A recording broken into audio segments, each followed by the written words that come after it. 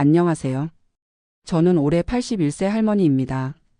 지금 이 순간이 제 82년 인생에서 가장 속 시원했던 때라고 말씀드리고 싶어요. 그동안 참고 또 참았던 분노가 한순간에 해소되는 그런 기분이었거든요. 제가 왜 이런 기분인지 차근차근 말씀드리려고 해요. 먼저 제 얘기를 좀 해드려야 할 것 같아요. 저는 1943년에 경남 하동에서 태어났습니다. 그때는 정말 가난한 시절이었어요. 쌀밥 한 번 실컷 먹어보는 게 소원이던 그런 시대였죠. 19살에 남편을 만나 결혼했고요. 1969년에 남편과 함께 미국으로 이민을 왔어요. 그때 아들 대수가 겨우 2살이었거든요. 남편은 대학에서 화학공학을 전공했는데 미국에서는 그 학위가 인정받지 못해서 세탁소 일을 해야 했어요. 저도 같이 새벽 5시부터 밤 10시까지 일했죠. 정말 힘든 시절이었어요. 영어도 못하고 아는 사람도 없었는데 그래도 아들만큼은 제대로 키우고 싶었거든요. 제가 못 배운 한이 있어서 아들만큼은 공부 잘하게 해주고 싶었어요. 밤낮 없이 일해서 번 돈은 모두 아들 교육비로 들어갔죠. 아들이 중학교, 고등학교 다닐 때는 정말 자랑스러웠어요.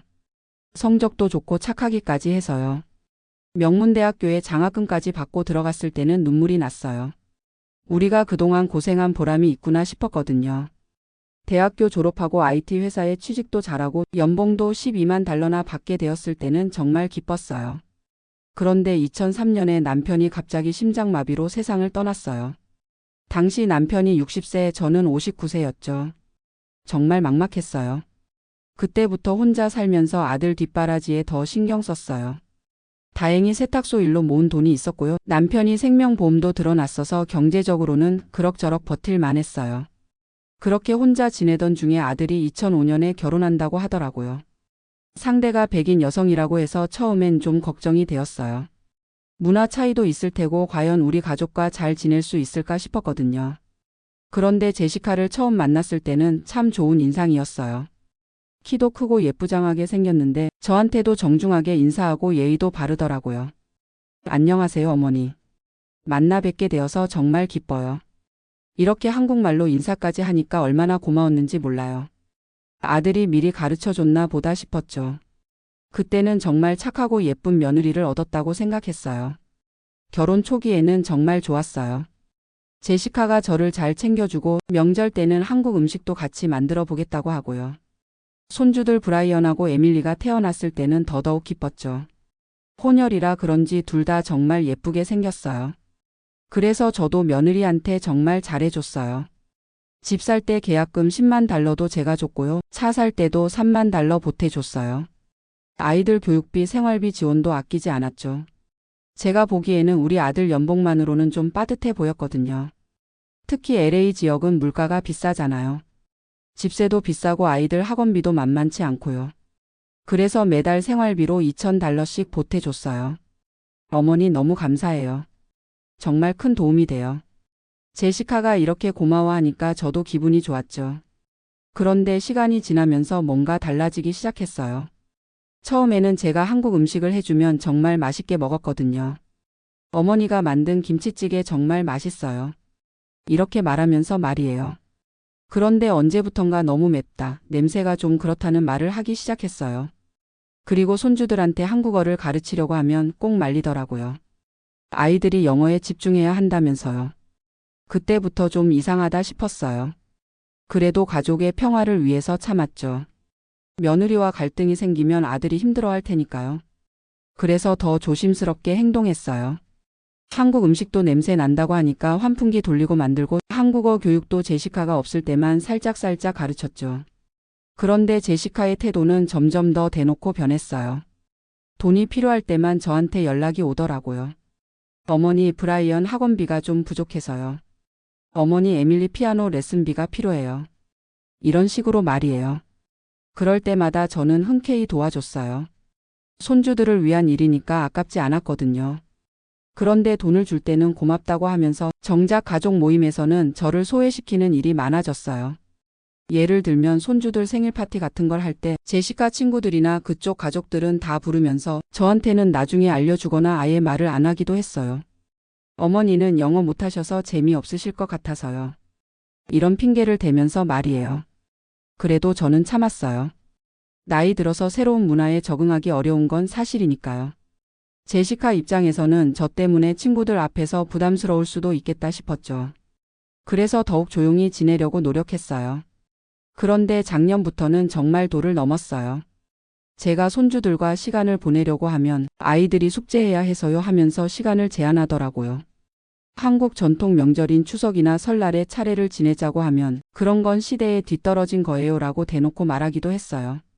심지어 어느 날은 손주들한테 이런 말을 하는 것도 들었어요. 할머니 말 너무 많이 들으면 안 돼.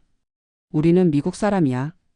그때 정말 마음이 아팠지만 그래도 참았어요. 아들한테 말하면 가정에 문제가 생길까 봐서요. 그러다가 올해 2월에 제시카 생일이 되었어요. 48번째 생일이었는데 뭔가 특별한 선물을 해주고 싶었거든요. 그동안 제가 도움을 많이 줬지만 정작 제시카 개인한테는 제대로 된 선물을 해준 적이 없었어요. 그래서 물어봤죠. 제시카야, 생일 선물로 뭘 받고 싶니? 그랬더니 처음에는 괜찮아요라고 하더니 그러다가 며칠 후에 연락이 왔어요. 어머니, 사실 샤넬백을 하나 갖고 싶어서요. 그런데 너무 비싸서. 어떤 건지 물어보니까 클래식 플랫백이라는 거더라고요. 가격을 알아보니까 $4,000 정도 하는 거였어요. 저한테는 큰 돈이었지만 며느리 생일 선물이니까 해줄 수 있었어요. 그동안 제가 얼마나 많은 돈을 투자했는데 가방 하나쯤이야 싶었거든요. 좋아, 같이 가서 사자. 이렇게 말했죠. 3월 둘째 주 토요일에 비벌리 힐스 로데오 드라이브 샤넬 매장에서 만나기로 했어요. 제가 먼저 도착해서 기다리고 있었는데 제시카가 30분 정도 늦게 왔어요. 그런데 오자마자 전화를 받더라고요. 처음에는 대수롭지 않게 생각했어요. 급한 일이 있을 수도 있으니까요. 그런데 전화 내용을 듣고 깜짝 놀랐어요. 영어로 얘기하고 있었는데 저도 미국에서 50년 넘게 살았으니까 대충은 알아들을 수 있거든요. 응, 지금 내 워킹 ATM이랑 쇼핑하러 왔어. 이렇게 말하는 거예요. 워킹 ATM이라니 걸어다니는 현금 지급기라는 뜻이잖아요. 그게 저를 가리키는 말인 줄은 그때는 몰랐어요. 그런데 계속 듣다 보니까 확실해졌어요. 시어머니가 또 돈 써달라고 해서 왔어. 이번엔 샤넬백이야. 응, $4,000짜리. 비싸긴 하지만 공짜니까 상관없어. 솔직히 언제까지 살지 모르겠어. 빨리 죽어서 유산이나 받았으면 좋겠는데. 그 순간 온몸에 소름이 돋았어요. 제가 82년을 살면서 이렇게 충격을 받은 적은 없었어요. 그동안 제가 정성스럽게 챙겨준 며느리가 저를 그냥 돈 주는 기계 정도로 생각하고 있었다니요. 더 충격적인 건 친구한테 하는 말이었어요. 나 진짜 연기 잘하지? 착한 며느리 코스프레하는 거 힘들어 죽겠어. 한국 음식은 정말 역겨운데 맛있다고 연기해야 하고. 한국말도 배우기 싫은데 시어머니 비위 맞추려고 몇 개 외웠어. 친구가 뭐라고 답하는지는 잘 안 들렸지만 제시카가 웃으면서 맞아, 나 진짜 오스카상 받을 만해라고 하는 건 들렸어요. 그때 정말 화가 머리끝까지 올랐어요. 손이 떨리고 가슴이 두근거려서 어떻게 해야 할지 모르겠더라고요. 당장 뛰어가서 따귀를 때려주고 싶었지만 그랬다가는 더 큰 문제가 될 것 같았어요. 그래서 깊게 숨을 쉬고 마음을 진정시켰어요. 82년을 살면서 쌓인 경험이 있으니까 이런 상황에서는 감정적으로 대응하면 안 된다는 걸 알고 있었거든요. 오히려 더 지혜롭게 대처해야겠다고 생각했어요. 제시카가 전화를 끊고 저한테 왔을 때 평상시와 똑같이 행동했어요. 어머니, 죄송해요. 친구한테 급한 연락이 와서요. 괜찮다, 들어가자. 매장에서도 정말 연기를 잘하더라고요. 가방을 고르면서 어머니 정말 감사해요. 이런 비싼 선물을 해주시다니. 어머니 덕분에 정말 행복해요. 이런 말들을 하는데 이제는 전부 가식으로 들렸어요. 그래도 저는 끝까지 평상시처럼 행동했어요. $4,000를 현금으로 지불하고 마음에 들어서 다행이다라고 말했죠. 제시카는 정말 기뻐하면서 저한테 포옹까지 했어요. 그 순간 얼마나 역겨웠는지 몰라요. 집에 돌아와서 밤새 잠을 못 잤어요. 그동안의 일들이 주마등처럼 스쳐 지나갔거든요. 제시카가 했던 말들, 행동들이 이제는 다르게 해석되었어요. 정말 모든 게 계산된 연기였구나 싶었죠. 그런데 화만 나는 게 아니라 한편으로는 자괴감도 들었어요. 제가 너무 순진했나 싶어서요. 82년을 살면서 사람 보는 눈이 이 정도밖에 안 되나 싶어서 부끄럽기도 했고요. 하지만 곧 마음을 바꿨어요. 이대로 당하고 있을 수는 없겠다 싶었거든요. 제가 비록 나이는 많지만 아직 정신은 멀쩡하니까요. 오히려 나이와 경험을 무기로 삼아서 제대로 된 복수를 해주기로 했어요. 다음날 월요일에 바로 한인타운에 있는 변호사 사무소에 갔어요. 제가 다니던 이우성 변호사님한테 모든 상황을 설명하고 법적으로 어떤 조치를 취할 수 있는지 물어봤어요. 변호사님이 처음에는 깜짝 놀라시더라고요. 할머니, 그런 며느리가 어디 있어요? 정말 충격적이네요. 그러면서 몇 가지 방법을 제시해 주셨어요. 첫 번째는 유언장을 새로 작성하는 거였어요. 미국에서는 유언장 내용이 법정 상속보다 우선하니까 제시카를 완전히 배제할 수 있다고 하시더라고요. 한국과 달리 유류분이라는 게 없어서 가능하다고 했어요. 두 번째는 그동안 제시카한테 준 모든 돈을 대출로 전환하는 거였어요. 증거 서류들을 정리해서 정식 대출 계약서를 만들고 이자까지 계산해서 상환을 요구할 수 있다고 하시더라고요. 세 번째는 앞으로의 모든 경제적 지원을 중단하는 거였어요. 더 이상 ATM 역할을 하지 않겠다는 의미였죠. 저는 세 가지 모두 진행하기로 했어요. 변호사님이 정말 확실하게 하시겠어요? 가족 관계가 완전히 틀어질 수도 있는데라고 걱정해 주셨지만 이미 가족 관계는 처음부터 없었던 거나 마찬가지였잖아요. 그 주 동안 변호사님과 함께 모든 서류를 정리했어요. 제가 그동안 제시카와 우리 아들 가정에 지원한 모든 내역을 계산해 보니까 정말 깜짝 놀랐어요. 집 계약금 10만 달러, 차량 구입비 3만 달러, 매달 생활비 지원 2천 달러씩 10년이면 24만 달러, 아이들 교육비, 의료비, 각종 비상금까지 해서 총 45만 달러가 넘더라고요. 한국 돈으로 치면 6억 원이 넘는 돈이었어요. 제가 평생 모은 재산의 거의 대부분을 투자한 셈이었죠. 그걸 다 받아놓고 저를 ATM이라고 했다니 정말 어이가 없었어요. 변호사님이 대출 계약서를 만들면서 이자도 계산해 주셨어요. 연 5% 복리로 계산하니까 총 상환액이 55만 달러가 넘었어요. 이 정도면 제시카가 평생 갚아도 힘들 거예요 라고 하시더라고요. 새로운 유언장도 작성했어요. 제 모든 재산은 아들 대수에게만 상속하고 제시카는 완전히 배제했어요. 그리고 혹시 제가 치매에 걸리거나 판단력이 흐려져서 다시 돈을 주는 일이 없도록 신탁 계좌도 만들어서 변호사님이 관리하도록 했어요. 모든 법적 준비가 끝나고 나서는 제시카의 본성을 아들한테도 알려야겠다고 생각했어요. 하지만 직접 말하면 아들이 믿지 않을 수도 있으니까 자연스럽게 제시카가 본성을 드러내도록 상황을 만들어야겠다고 생각했어요. 그래서 4월부터 경제적 지원을 조금씩 줄이기 시작했어요. 매달 2천 달러씩 주던 생활비를 1천 달러로 줄이고 요즘 물가도 오르고 병원비도 많이 나와서 좀 어렵다고 했어요. 처음에는 제시카가 이해한다고 하더라고요. 어머니 괜찮아요. 저희가 알아서 할게요. 이렇게 말하면서요. 그런데 한 달 정도 지나니까 슬슬 본성이 드러나기 시작했어요. 어머니, 그래도 아이들 교육비는 계속 도와주셔야 하는 거 아니에요? 우리가 지금까지 어머니께 얼마나 잘해드렸는데요. 이런 식으로 말하기 시작했어요. 5월에는 더 노골적이 되었어요. 어머니가 돈을 안 주시면 저희가 어떻게 살아요? 지금까지 받은 게 있으니까 계속 주시는 게 당연한 거 아니에요? 심지어 어머니 통장에 돈이 얼마나 있는지 아는데 왜 이렇게 인색하게 구시는 거예요? 라고 하기까지 했어요. 그 말을 듣고 정말 기가 막혔어요. 제 통장 잔고까지 알고 있다니 언제부터 제 재정 상황을 감시하고 있었던 건지 모르겠더라고요. 아마 아들을 통해서 알아낸 것 같았어요. 6월에는 아예 협박조로 나왔어요. 어머니, 솔직히 말씀드릴게요. 어머니가 돌아가시면 어차피 저희가 다 받을 건데 미리 좀 주시면 안 돼요? 어머니도 이제 나이가 많으시니까 언제 무슨 일이 생길지 몰라요.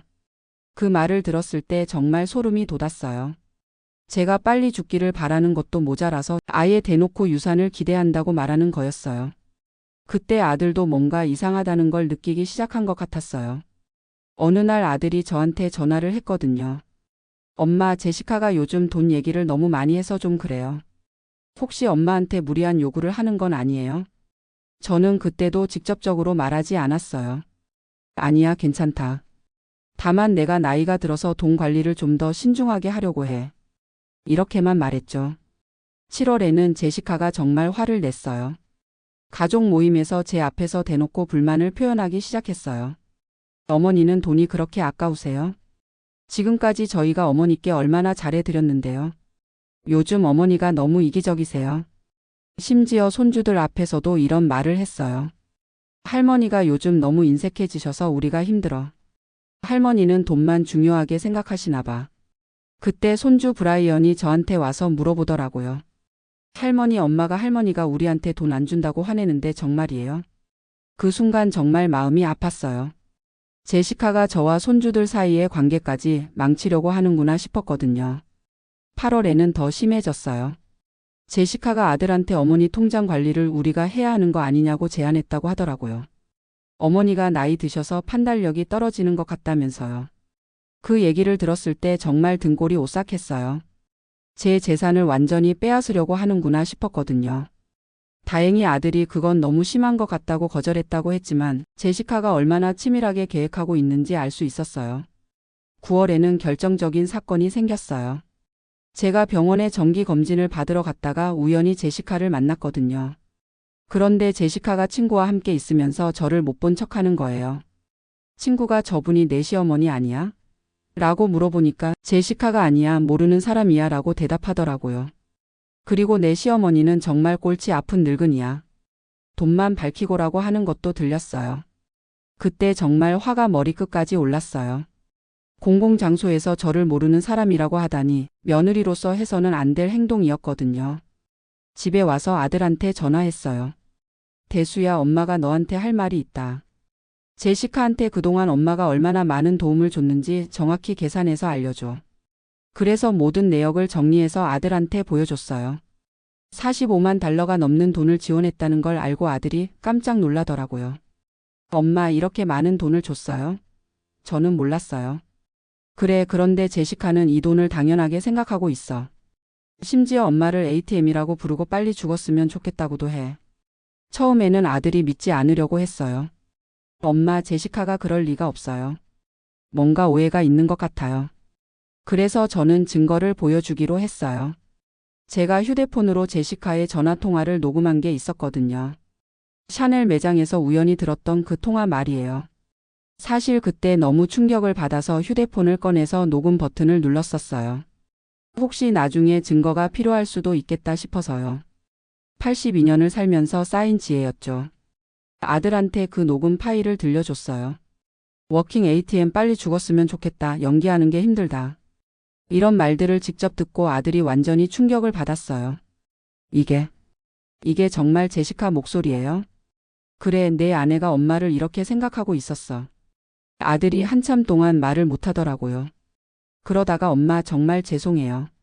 제가 몰랐어요 라고 하면서 울기 시작했어요. 제가 제시카를 너무 믿었나 봐요.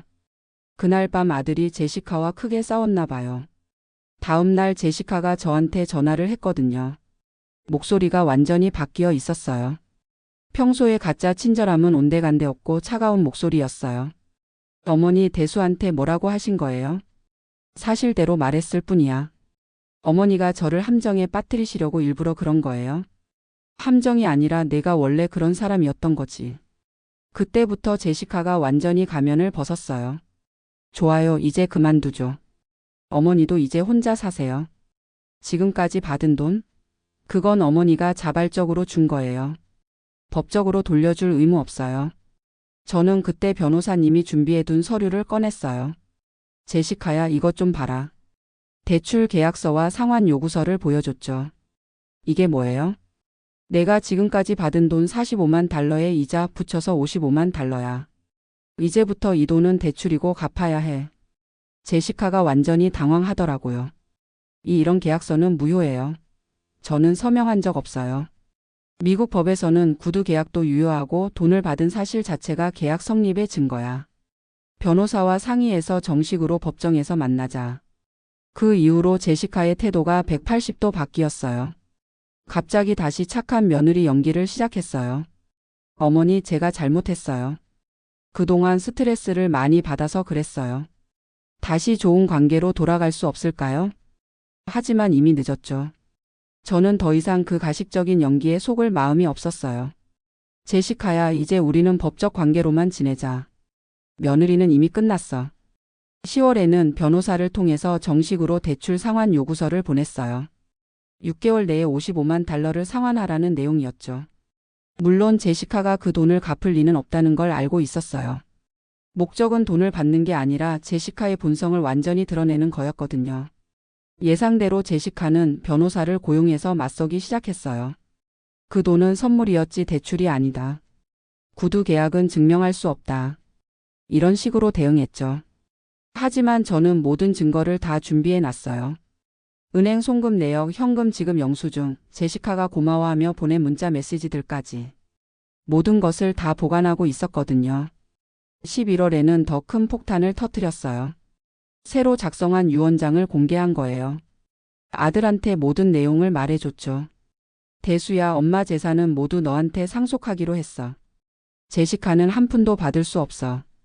그리고 혹시 엄마가 치매에 걸리거나 하면 제시카가 엄마를 조종해서 돈을 빼갈 수도 있으니까. 모든 재산을 신탁으로 관리하기로 했어. 아들이 처음에는 엄마 그렇게까지 하실 필요 있어요? 라고 했지만 내가 제시카와 이혼하지 않는 한 이 방법밖에 없어라고 하니까 이해하더라고요. 12월에는 제시카가 완전히 절망했어요. 법정에서도 불리하고 유산 상속에서도 배제되고 그동안 받은 돈까지 갚으라고 하니까 갈 곳이 없었던 거죠. 그때 제시카가 마지막으로 저한테 와서 무릎을 꿇었어요. 어머니, 제발 용서해 주세요. 제가 정말 잘못했어요. 다시 기회를 주시면 정말 착한 며느리가 될게요. 하지만 저는 마음을 바꿀 생각이 없었어요. 제시카야, 기회는 지난 15년 동안 충분히 줬어. 그런데 넌 그 기회를 어떻게 썼니? 나를 ATM으로 생각하고 빨리 죽었으면 좋겠다고 했잖아. 그건 정말 순간적으로 화가 나서 한 말이에요. 아니야, 그게 내 진심이었어. 연기하는 게 힘들다고 한 것도 들었거든. 제시카가 계속 눈물을 흘리면서 용서를 빌었지만 저는 더 이상 그 눈물에 속지 않았어요. 그것도 연기일 수 있었거든요. 결국 올해 1월에 모든 게 정리되었어요. 법원에서 대출 상환 판결이 나왔고 제시카는 월 $3,000씩 15년 동안 갚기로 했어요. 물론 이자까지 포함하면 더 오래 걸릴 거예요. 그리고 아들이 제시카와 별거를 시작했어요. 이혼까지는 아니지만 같이 살 수는 없다고 하더라고요. 엄마한테 그런 말을 한 사람과는 더 이상 살 수 없어요. 손주들은 일주일은 아빠와 일주일은 엄마와 지내기로 했어요. 아이들이 혼란스러워할까봐 걱정했는데 의외로 브라이언이 저한테 와서 이런 말을 하더라고요. 할머니, 엄마가 할머니한테 나쁜 말 한 거 미안해요.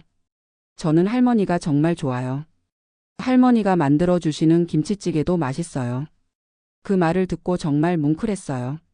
아이들은 순수해서 진심을 알아보는구나 싶었거든요. 지금은 정말 속이 시원해요. 그동안 참고 또 참았던 분노가 한 번에 해소된 기분이에요. 제시카는 이제 저 앞에서 머리도 못 들고 다녀요. 아들도 완전히 제 편이 되었고요. 한인 커뮤니티에서도 이 얘기가 퍼져서 순자 할머니가 정말 잘하셨다는 반응이에요.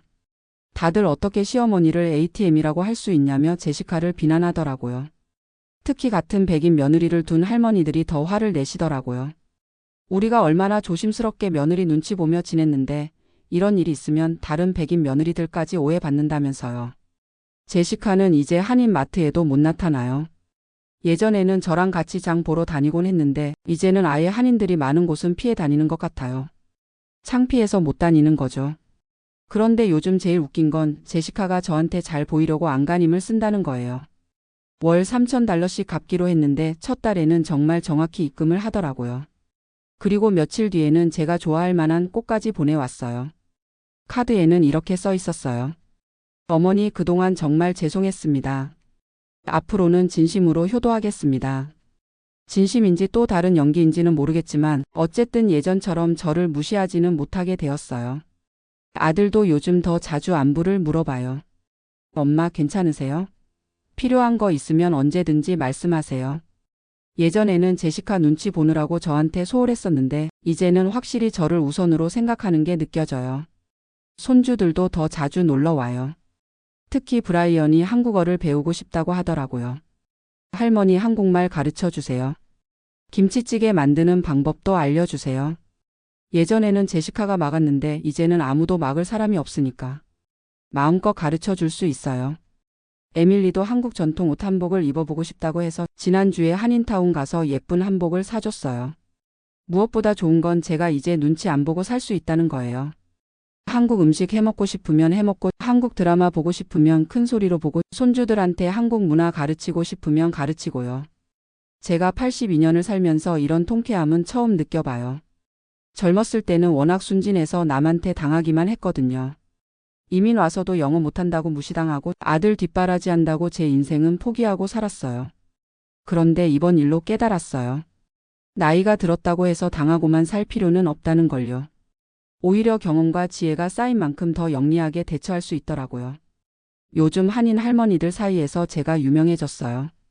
순자 할머니처럼 해야 한다는 말까지 나온다니까요. 다들 우리도 며느리한테 너무 잘해주기만 했나 하면서 반성하시더라고요. 특히 백인 며느리를 둔 할머니들이 많이 찾아와서 상담을 구해요. 우리 며느리도 좀 이상한 것 같은데 어떻게 해야 할까요? 돈만 요구하고 한국 문화는 무시해요. 그럴 때마다 제가 조언해 드려요. 무조건 잘해주기만 하지 말고 상대방이 진심인지 확인해 보세요. 그리고 증거는 꼭 남겨두세요. 나중에 필요할 수 있어요. 변호사 이우성 선생님도 할머니가 정말 영리하게 처리하셨다고 칭찬해 주시더라고요. 보통은 감정적으로 대응해서 오히려 손해보는 경우가 많은데 할머니는 정말 지혜롭게 하셨어요. 그리고 한 가지 더 좋은 소식이 있어요. 제시카가 월 $3,000씩 갚는 돈으로 저는 새로운 투자를 시작했어요. 안전한 펀드에 넣어서 노후 자금을 더 늘리고 있어요. 제시카 돈으로 제 노후를 더 풍요롭게 만드는 거죠. 정말 아이러니하지 않나요? 저를 ATM이라고 불렀던 제시카가 이제는 제게 매달 용돈을 갖다 바치는 셈이에요.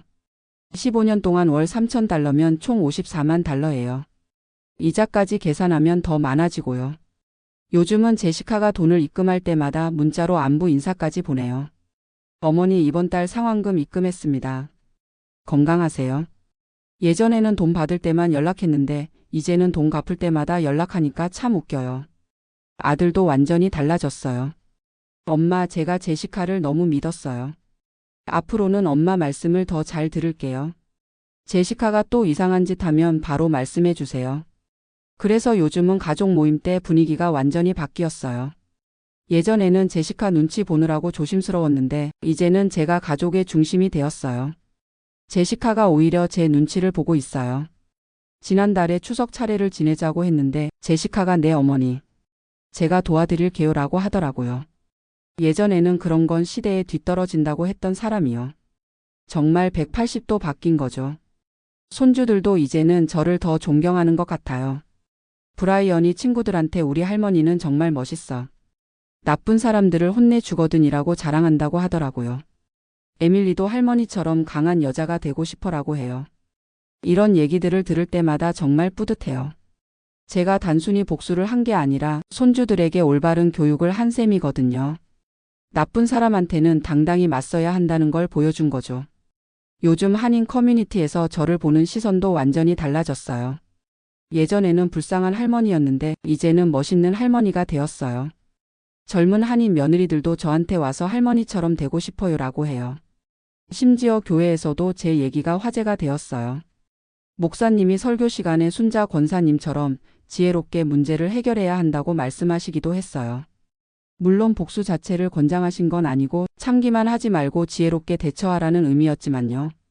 지금 생각해보면 제가 너무 오랫동안 참았던 것 같아요. 15년 동안 제시카의 가식을 모르고 살았으니까요. 하지만 늦었다고 생각할 때가 가장 빠른 때라고 하잖아요.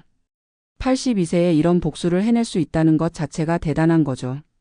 요즘은 매일이 즐거워요. 아침에 일어나면 제시카가 보낸 안부 문자를 확인하고 오늘도 내 승리구나 싶어서 기분이 좋아져요. 그리고 손주들이 놀러와서 한국어 배우고 싶다고 하면 정말 세상을 다 가진 기분이에요. 특히 브라이언이 할머니 김치찌개 만드는 법 배워서 친구들한테 자랑할 거예요 라고 할 때는 눈물이 날 뻔했어요. 예전에는 제시카가 냄새 난다고 해서 만들기도 어려웠던 김치찌개를 이제는 손주가 배우고 싶어 한다니까요. 제가 이 얘기를 하는 이유는 비슷한 상황에 있는 분들한테 용기를 주고 싶어서예요. 특히 저처럼 이민 와서 언어도 서툴고 나이도 많아서 참고만 사시는 할머니 할아버지들 말이에요. 나이가 들었다고 해서 무시당할 필요는 없어요. 오히려 우리에게는 젊은 사람들이 없는 경험과 지혜가 있잖아요. 그걸 잘 활용하면 얼마든지 당당하게 살 수 있어요. 그리고 가족이라고 해서 무조건 참을 필요도 없어요. 진짜 가족이라면 서로 존중해야 하는 거거든요. 한쪽이 일방적으로 희생만 하는 건 건강한 관계가 아니에요. 특히 며느리 사위 문제로 고민하시는 분들한테 말씀드리고 싶어요. 무조건 잘해주기만 하지 마세요. 상대방이 정말 진심인지 아니면 계산하고 있는 건지 확인해 보세요. 그리고 혹시 모르니까 증거도 남겨두세요. 요즘은 휴대폰으로 녹음도 쉽게 할 수 있고 문자 메시지, 은행 거래 내역 같은 것들도 다 증거가 될 수 있어요. 법적 대응도 두려워하지 마세요. 변호사 상담비는 좀 들지만 제대로 된 복수를 하려면 전문가의 도움이 필요해요. 저도 혼자였다면 이렇게 완벽하게 해내지 못했을 거예요. 마지막으로 하고 싶은 말은 82년을 살면서 가장 속 시원했던 게 바로 이번 일이라는 거예요. 그동안 참고 또 참았던 것들이 한 번에 해소되는 기분이었거든요. 제시카는 이제 15년 동안 매달 $3,000씩 갚아야 해요.